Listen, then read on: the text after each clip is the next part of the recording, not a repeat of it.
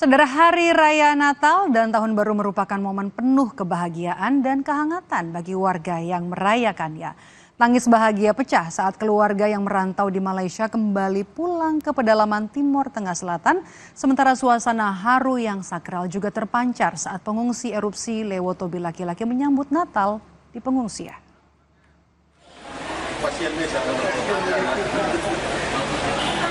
Tangis bahagia ini tumpah di Bandara El Tarik Kupang, Nusa Tenggara Timur. Keluarga asal pedalaman Kabupaten Timur Tengah Selatan menjemput saudara mereka yang cuti libur Natal dari Malaysia. Perasaan campur aduk, berkecamuk di antara mereka. Natal dan Tahun Baru jadi momen berbagi cerita dan kebahagiaan bersama keluarga di kampung halaman. Senang juga, tapi kalau berkumpul di kampung itu jauh lebih senang daripada keluar Malaysia ini. Rasanya ya senang, bahagia karena ini Natal bisa kumpul sama-sama.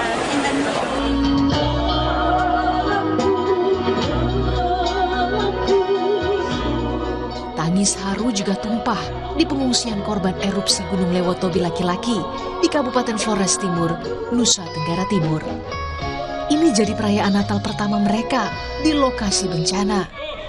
Meski hujan melanda, mereka tak beranjak untuk menikmati lagu-lagu Natal.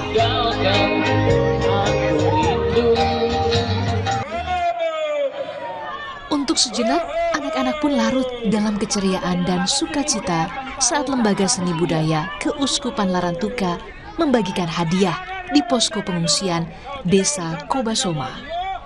Mereka berbagi sukacita menyambut perayaan Natal meski tengah dilanda bencana.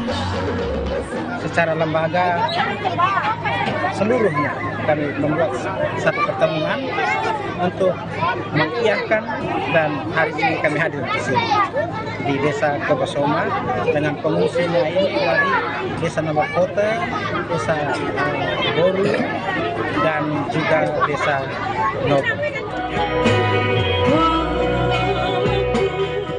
Natal tahun ini merupakan Natal pertama umat Katolik sekitar lereng Gunung Lewotobi laki-laki di posko pengungsian.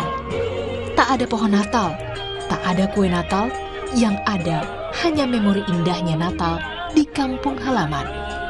Tim Liputan, Kompas TV. Saudara, surat perintah penyidikan KPK diduga bocor. Benarkah Sekjen PDI Perjuangan Hasto Kristianto jadi tersangka suap? Bersama Harun Masiku, sore hari ini Komisi Pemberantasan Korupsi akan memberikan keterangan pers soal status Hasto.